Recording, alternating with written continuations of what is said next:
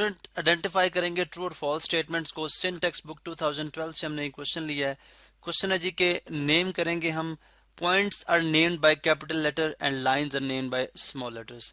के पॉइंट्स जो हैं यानी जो जब हम पॉइंट को डिफाइन करते हैं, अगर बाय डेफिनेशन देखें जो हमारे पास ये डॉटेड, अगर आप एक लाइन को देखें कि लाइन किस चीज़ का कॉम्बिनेशन है, जैसे मैं ये लाइन ड्रॉ करूं तो इसके ऊपर अगर देखें तो बेसिकली बहुत सारी इन्फिनिट नंबर ऑफ लाइंस की कॉम्बिनेशन से एक जो है वो लाइन बनती है। ठीक है, तो बेसिकली ये हमारे पास क्या कहलाता है, पॉइंट्स। और आप जानते हैं कि पॉइंट्स को हम कैपिटल अल्फाबेट से, जैसे अगर एक लाइन होती है तो हम कहते हैं जी लेट सपोज ये पॉइंट जो है ये ए है, ठीक है, ये पॉइंट जो है वो बी है, तो हम इनको कैपिटल अल्फाबेट से ही जाहिर करते हैं। जबकि लाइन जो होती है इनको स्मॉल लेटर से, फिर हम कहते हैं स्मॉल लाइन जो है वो स्मॉल एल के साथ हम रिप्रेजेंट करते हैं। इसका मतलब है फर्स्ट स्टेटमेंट जो है वो ट्रू है। ठीक है, यहाँ पे मैं लिख दूंगा टी फॉर ट्रू, बिकॉज हम लाइंस पॉइंट्स को कैपिटल अल्फाबेट से और लाइंस को स्मॉल लेटर से रिप्रेजेंट करते हैं।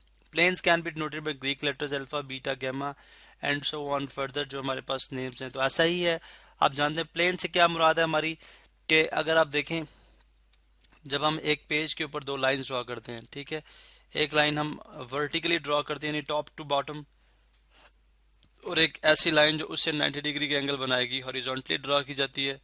ठीक है, तो अगर आप ये देखें तो ये एक प्लेन है, ठीक है, जो कि टू डायमेंशन, इसकी दो डायमेंशन है, इसकी लेंथ है, ठीक है, और इसकी ब्रेथ है, यानी इसको आप बेशक हाइट कह लें। ठीक है, तो इसकी टू डायमेंशन है, तो हम कहेंगे ये प्लेन हमारे पास क्या प्लेन है, ये अल्फा प्लेन है। ठीक है, ये पूरा प्लेन जो है वो एक अल्फा प्लेन है। तो इसका मतलब है अब हम इनको ग्रीक लेटर से भी रिप्रेजेंट करते हैं, तो ये भी एक ट्रू स्टेटमेंट है।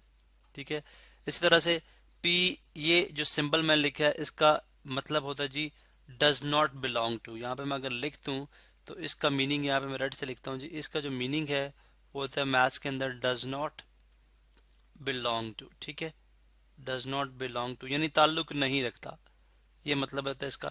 यानी एक्चुअली जो ये सिंबल है वो रिप्रेजेंट होता है बिलोंग टू का, जब आप इसको कैंसिल कर देते हैं इसका मतलब होता है डज नॉट बिलोंग टू। अब है G means that point P lies on L और L passes through point P.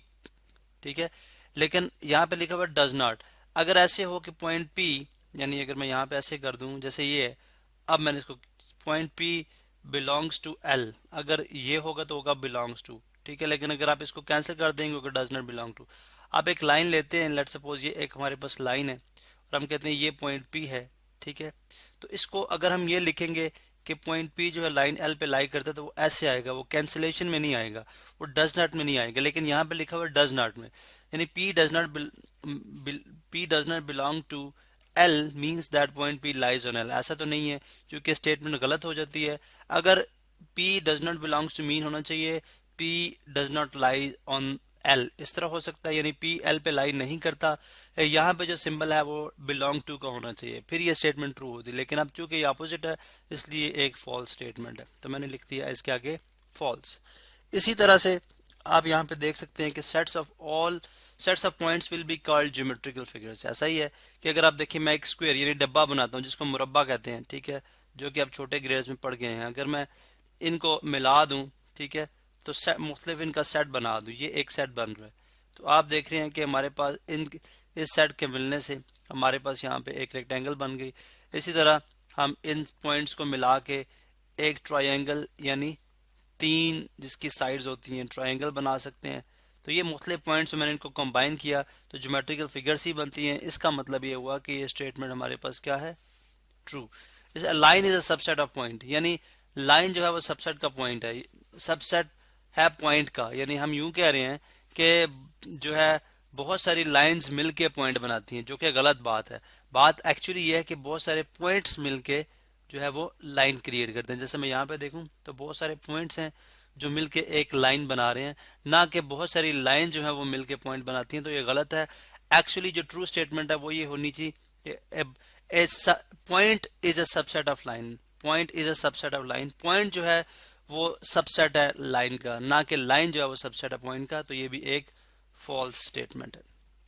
इसी तरह से नेक्स्ट पे आ जाए, पॉइंट हैज नो डायमेंशन। ठीक है, पॉइंट की कोई डायमेंशन नहीं होती, यानी आप इसकी अगर फिजिकल टर्म्स के अंदर बात करते हैं तो इसकी ना लेंथ है ना हाइट है, जस्ट ये एक पॉइंट है, इसकी कोई डायमेंशन नहीं है, इसकी कोई डायरेक्शन नहीं है। ठीक है, whereas the line has one dimension, line की एक डायमेंशन होती है। अगर आप देखें तो ये लाइन की एक डायमेंशन है, यानी आप इसको लेंथ कह सकते हैं, ये एक लेंथ इसकी एक डायमेंशन है, ठीक है।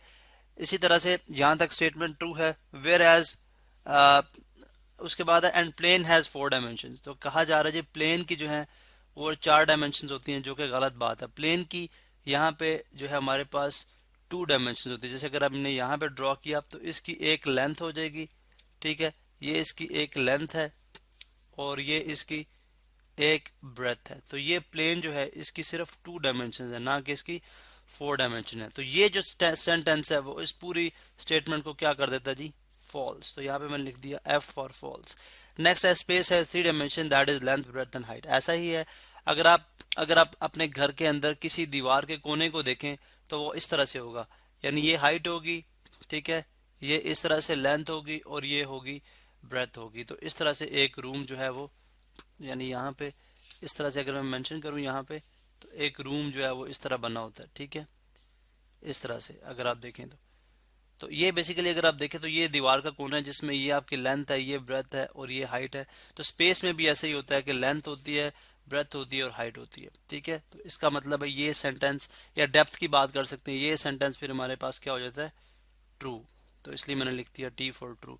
नेक्स्ट है एल बिलोंग टू अल्फा। अब अल्फा बीटा गेमा आपने बोला जी आप एक प्लेन को जाहिर करते हो।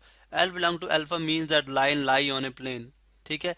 यानी जैसे हमने बात की कि अगर हम यहाँ पे इसको इस तरह से देखें कि अगर ये हमारे पास एक प्लेन है और ये लाइन इससे पास करिए, तो इसका मतलब ये होगा, इसको हम लाइन एल का नाम दे रहे हैं, ठीक है। अब जो एल बिलोंग टू, ये साइन मैंने पहले बोला कि ताल्लुक है, ठीक है, इसका मतलब मैं उर्दू में लिख दूं तो वो होगा ताल्लुक है, ठीक है, या इंग्लिश में हम लिखें तो बनता है जी बिलोंग्स टू, ठीक है। तो इसका मतलब है एल का ताल्लुक अल्फा से, यानी ये अल्फा एक प्लेन है, ठीक है। तो एल का ताल्लुक अल्फा से है, जो कि डेफिनेटली आप यहाँ पे देख सकते हैं, आपको नजर आ रहा है। तो ये स्टेटमेंट क्या हो जाएगी, L belong to alpha means that line lie L lies on plane alpha. आपने स्टेटमेंट पूरी रीड करनी है। हो सकता है स्टेटमेंट में अगर आप यहाँ पे देखें L belong to alpha means that line lie L does not lie on plane alpha, फिर भी गलत हो जाएगा बिकॉज ये सिंबल है बिलोंग्स टू का।